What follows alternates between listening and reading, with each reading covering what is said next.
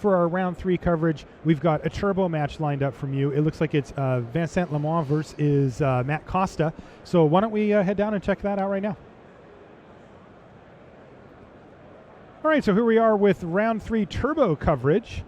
You can see Matt Costa on the left-hand side of your screen versus Vincent Lemoine, and looks like they're all ready to rumble here. So we'll see what these players put together for their sealed pools early in the day. I'll give you a shortcut. Okay.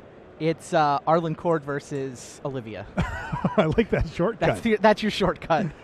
Red-green versus black-red. So we have to favor Olivia in that scenario, right? Because she comes down on turn 3 and kills Arlen Cord potentially. Yeah. We'll see how the rest of it plays out. Looks like a convicted killer is going to kick things off for Lemoine here as he passes the turn back to Costa. Costa, of course, really does need to make a play of some sort here to keep that killer from turning into a much more scary beast. He does. He's got a harvest hand. Okay, Vincent does have a little bit of a white splash in his deck, by the way. You see the dual land down there. Mm-hmm. The white is just, he wanted a little bit of removal, so he's splashing for Silver Strike, Declaration in stone, and the ability to activate Veteran Cathar. Okay.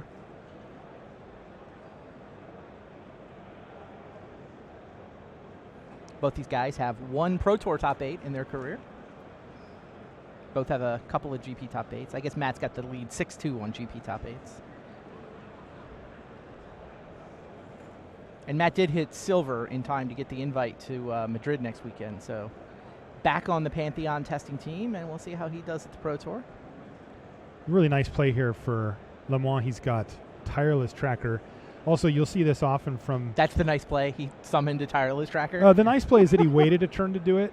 He didn't expose his Tireless Tracker to removal immediately. He played it and then played a land, so there's no sequence in which Costa can kill the tracker in response where Vincent will not get his clue.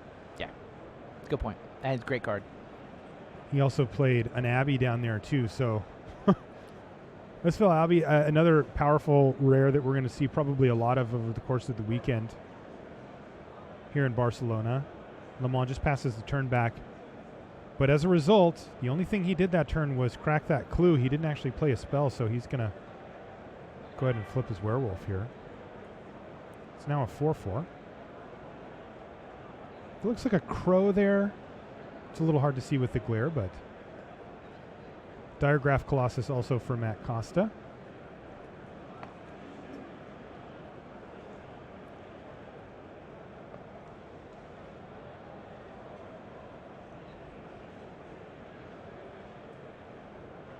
You can see Lemoine taking a look at the Colossus. It's a 2/2 for 3 mana.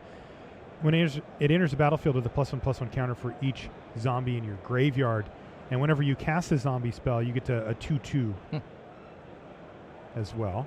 It's a nice little macabre waltz to pick up the entire graveyard. Yeah, pretty cool combo there. The Crow of Dark Tidings is a 2/1 flying zombie bird. That's right. It is a zombie. So there you see the zombie token for Matt Costa. A lot of value in that turn. That was a big turn for him there. The 1/2 punch on those last 2 turns were quite good. It was 2 spells too. Indeed. Yeah, very nice. The Tireless Tracker is just going to take this game over, though, right? It absolutely will. If left unchecked, Tireless Tracker will completely dominate this entire game. I mean, it dominates games of Constructed. It does. Yeah, the card's fantastic. And it tends to fuel itself as well. Right. As the longer the game goes, the more likely you're going to keep hitting your land drops, and the less impactful taking 2 mana to crack a clue becomes. And at some point, it just becomes play a land, draw a card. Like, that, pretty strong. And give my guy +1/+1 permanently. And the tracker ends up winning as well.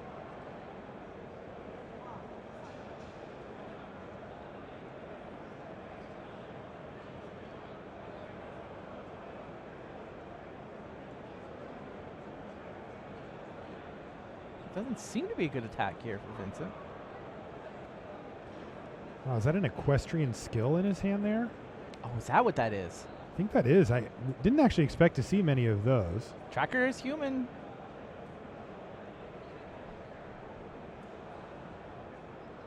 I mean, that is a viable win condition. I don't know that he'd need to go for it immediately, but down the line, if he can keep that tracker around long enough, you know, it can get out of hand pretty quickly. He's going to go for a Howling Wolf here. No, looks like no land drop here for Vincent. Oh, this is good news for Costa. As Costa is desperately trying to find removal here. I mean, if he can get rid of the tireless tracker anytime soon, he's going to be quite pleased to have gotten away that easily.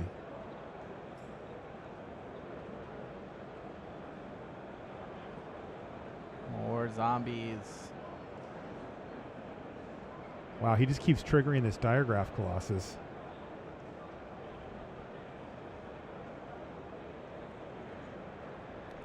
This is the battle of 3 drops with triggered abilities. Who can push their button more times? So far, Matt certainly has the edge there.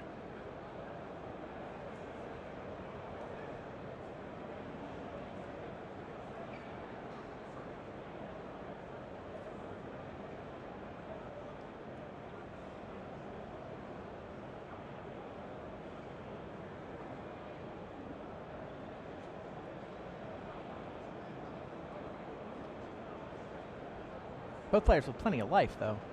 It's true. It's only 20 to 18, so there's going to be a lot of time here. It's like a Watcher there for Vincent, so that's a 2/5 with reach that can block an additional 7 creatures. It's hard to attack through. Has a lot of legs, I think, is what they're going for there.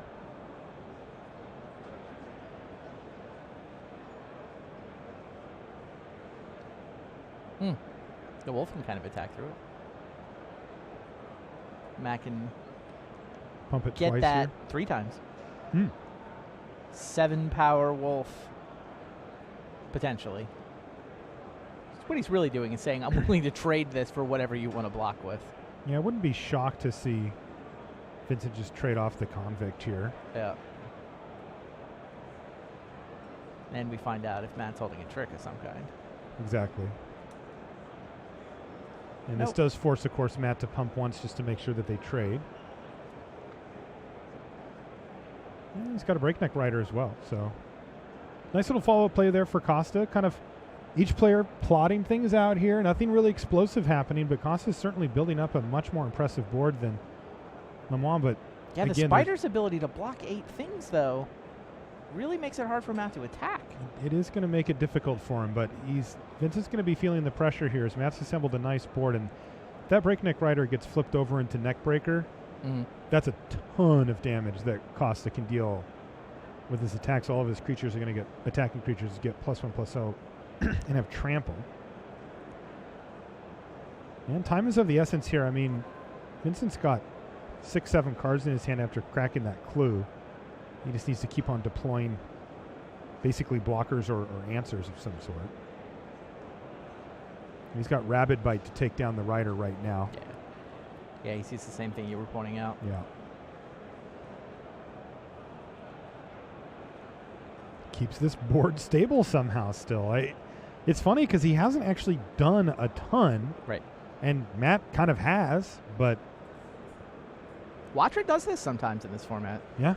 2/2 flyers held back. All those 2/2s can't really swarm around it. Well, we're going to try. It's like Costa's had enough fooling about here, and he's just going to rumble with everything.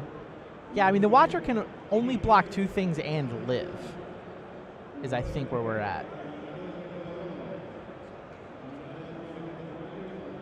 Tracker's going to try to eat the Colossus. Yeah, the Colossus is the biggest problem long-term for Vincent because if Matthew just keeps playing zombies, it's going to keep spitting out more 2/2 zombies.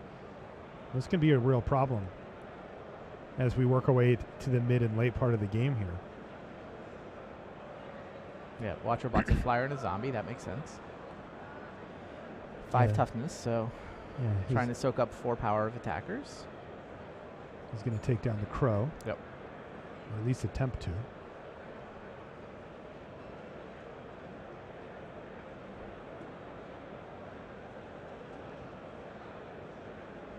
And any kind of combat trick from Costa is really good here.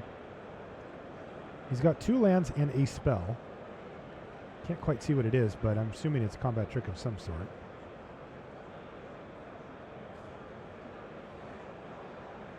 I don't know, it felt like he didn't have a trick last turn. when he just Indeed. traded his wolf for And the he 2/2. might just be fine with this anyway.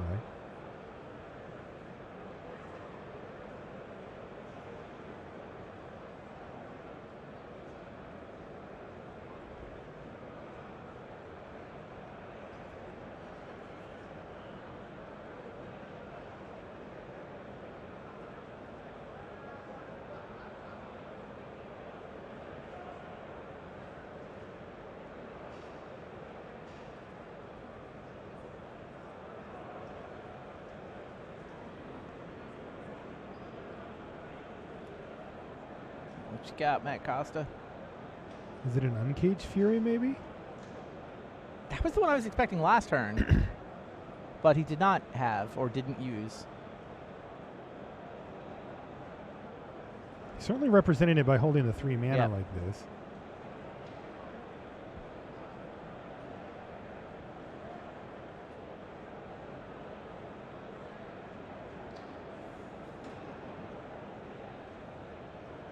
Yeah, that is exactly what it is. Mm-hmm. On the Diagraph Colossus. Yeah, so this doesn't really, I mean, Matt can't be super thrilled with this, but he's still going to lose his Colossus in the exchange here, right? Yeah, it's Yep. 4 toughness on the tracker. Yikes. Oh no, Lightning Axe. That's the only thing that Vincent really could have there that mattered in a big way. And that's a huge play Yeah. for Lemoine as he keeps it a relatively high 12 life. Still has all those spells in hand. And Lightning Axe really doing work for him there. Wow, that was brutal. I mean, he did kind of just 2 for 1 himself. It's not like he had a Madness card. It's true. But he got to keep Tireless Tracker, so... You got to keep Trials Tracker, and what he pitched was Equestrian Skill. So is that even worth a full card? He put it in his deck. Yeah, I'm kidding more than anything, but... More fat. Yep. 4 5s. He's got some beef in here. There's no doubt about that.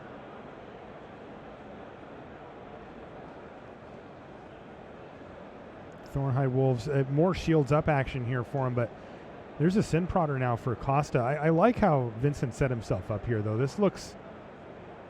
After that last exchange, that really had to work for Costa, I think, Yep. for him to not have to draw some insane stuff late part of the game here. And I think Matt was right to go for it there. I mean, I think the board was just getting worse for him. The Tireless Tracker was going to keep giving value. Vincent was the one who had a grip full of cards and was going to draw into some land. I think Matt had to go on offense. Just... Yeah, It certainly Vincent wasn't had the getting any 1 mana better trick. from there. Yeah, exactly.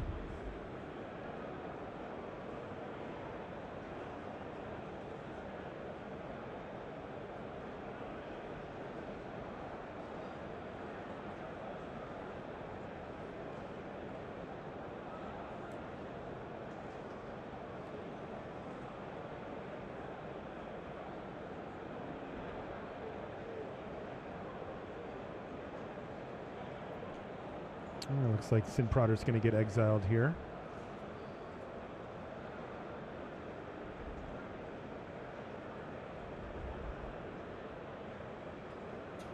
Reduced to ashes was what killed it. And Costa's pretty much out of gas here, and his board state does not look good. It's all 2/2s and a 2/4. In the meantime, Tireless Tracker talked about it early when he played it on turn 4, and it is completely taken over this game. Now there's 2 clue tokens sitting there. It's also going to be the biggest thing on the battlefield. Oh no, what did he find here? Well, not too bad.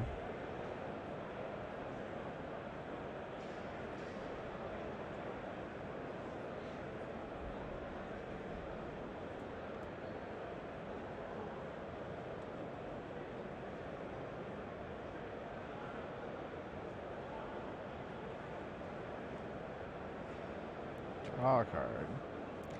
Put a counter. Draw a card. More +1/+1.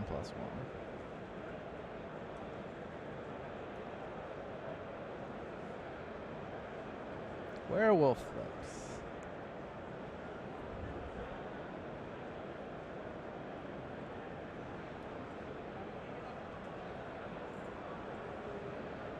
Can Olivia save him? That's kind of the best card. Matt's got? I would say no. It feels like it's just too late for Costa here without playing something, to reset the board. And in his colors, I don't think there's anything that he can draw. Mm-mm. You can see he's now taking more notes about what cards he's seen and starting. I think he knows that this game is, he's single-digit percentages to win this game at this point. So he's going to start focusing on maximizing his win percentage in future games. Vincent has really no reason to push anything. Certainly has no reason to use the Abbey as far as cracking it goes. He can start making creatures if he wants. Just crack a bunch of clues, keep the lands coming. He's going to get an additional clue here off of the Tireless Tracker. Yeah. Yep. It's basically Vincent's game to lose. And he's going to be patient. Oh, he's got Westvale Abbey too, doesn't he? Yeah, he doesn't really have like a big reason. Ermendahl can just show up whenever. Yeah, it could. Yeah, I think if I'm Matt Costa, I wouldn't even play Olivia if I drew her. I think he's in pure information gathering mode. It's kind of interesting. Vincent did not crack that last clue, even though he had mana to do so. He left up 3 mana. So Costa's going to have to try to work through in his head, well, why would he leave up the 3 mana there? I don't see anything on board.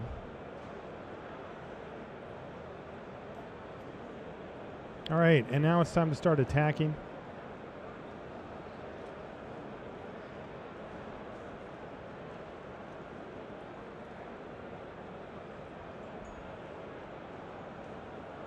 There's an explosive apparatus there for Vincent, which basically means that any type of quadruple block no longer will work for Costa.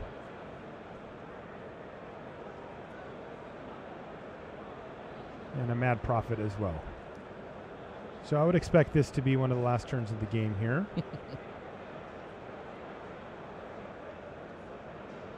We're not going to see a giant flying indestructible demon, are we? I don't think so. There's just so much risk to making a play like that, even though, honestly, against Costa, with the colors that Costa's playing, it's not that bad. Yeah, I think he actually did draw his Olivia, by the way. And held it? Yeah. Yeah. And I agree. I like what you said earlier, too, Randy. It just doesn't seem to be a big upside to playing it out here. So basically, Costa's just in information gathering mode here as he watches any of the last spells and lands and whatever that he sees from Vincent.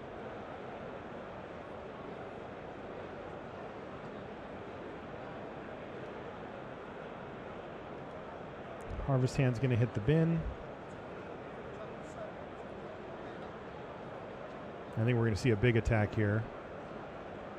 Now, it's only 2 creatures, but it still qualifies as big attack. It's a lot of power. Yeah.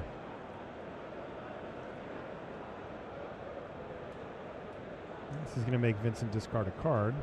He's been holding a mountain for just such an occasion. And he's just going to pass the turn back with Costa at 5. Matt's found something he wants to play. Or maybe he hasn't. He's just going to equip and pass the turn back. He's going to make a human. Whose player card was that? Was it Kai, maybe? I couldn't quite see it either. I think it might have been Jeffrey Saron. Well, Belgian Pro Tour champ from way back in the day. It makes sense. I'm not familiar with that player, but he 9-0'd Sunday. 3-0, 3-0, 3-0. Wow. It has not been done very often. It's possible he's the only one. I feel like maybe somebody else did it. But yeah, 3-0 the quarter, 3-0 the semi, 3-0 the final. All right, so that does it for game 1 here. Vincent Juan does take it, and chat confirms it was Jeffrey Saron. So nice read, Randy. You picked that one off. Thank you. Yeah, it was a limited top 8 too. So can we move on to game 2 here? Or are we just going to go at regular speed? Okay. Oh, there we go. Zipping right ahead. This one was pre-recorded, just for those of you just joining us. We're here in Barcelona watching Shadows over Innistrad Limited. We're in round 3, except for our live round-by-round coverage actually doesn't start till round 4, next round. So we're watching one recorded match from this round, though. This is real. In real time, it looks like the round 3 is in extra time. I see a clock at 11 minutes and counting up. So we should have this time pretty well to start round 4. And then round 4 is when we'll do our featured players thing. We're going to have all 3 of Sam, Fabrizio, and Pascal in the feature match area. Those are the 3 players we're going to watch all day today. You know, if we get like Owen versus Reed or something, we may mix things up to get a great match in there. But the plan is to try to feature those 3 guys. All right, here's a much quicker start now from Costa. He's got a Sanguinary Mage to punch in there for a damage, and he follows it up with a Blood Mad Vampire. And this is kind of a scary spot here for Vincent. This helps. You know, he just needed anything. Like, he doesn't want to be left with just one creature, because the Blood Mad Vampire can actually get out of hand if left unchecked. But the problem with it is that it is so easily checked, like it's just going to trade off for whatever Vincent decides to choose to trade for here.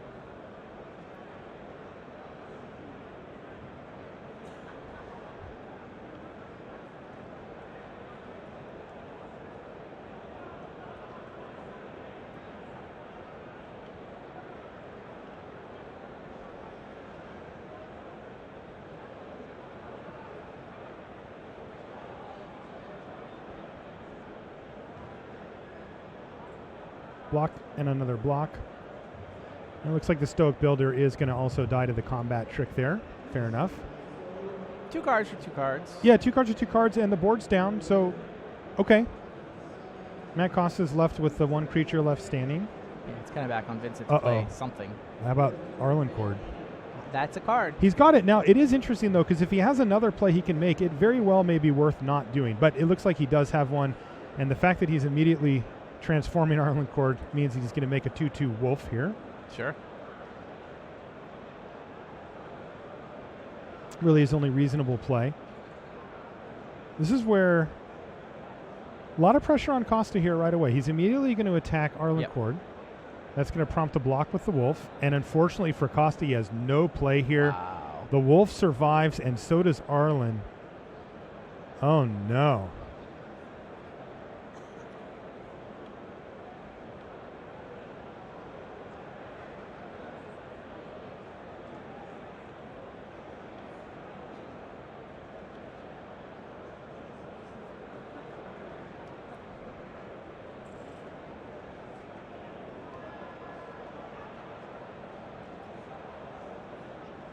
So he can either do 3 damage to presumably kill the Sanguinary Mage here. That's sort of the most straightforward thing that you'll see from Arlencord.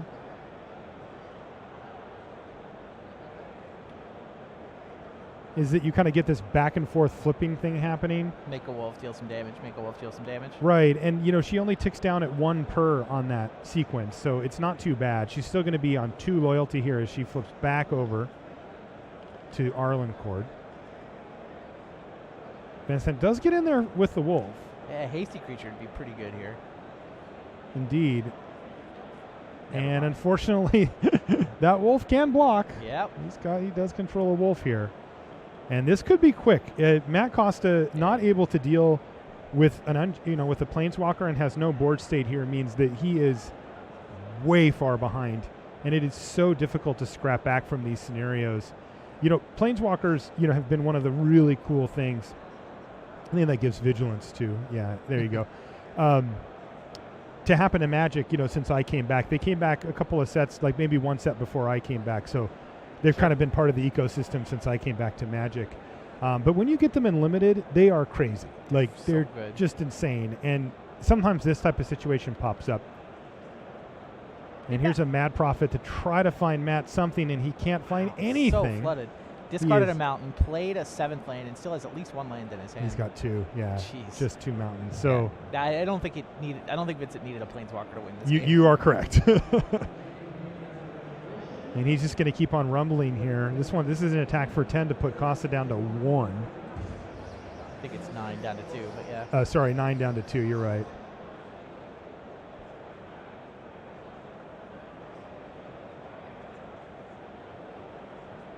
So that's all lethal threats now for Vincent, and Matt Costa being down a game here is not going to get this GP started the way he wants, it looks like. There's a Rancid Rats, excuse me, which threatens to trade with something, but He's got a lightning axe, it's going to too. get lightning axed anyway, and he puts in a Blood Mad Vampire. This is just turning disgusting here. Costa, not one to concede early, is at least going to pump fake that he could have something here, but he's going to say, yeah, sure, okay. And Belgian player here looks like he's just about ready to rumble with his team here and put this game, and in fact the match, away.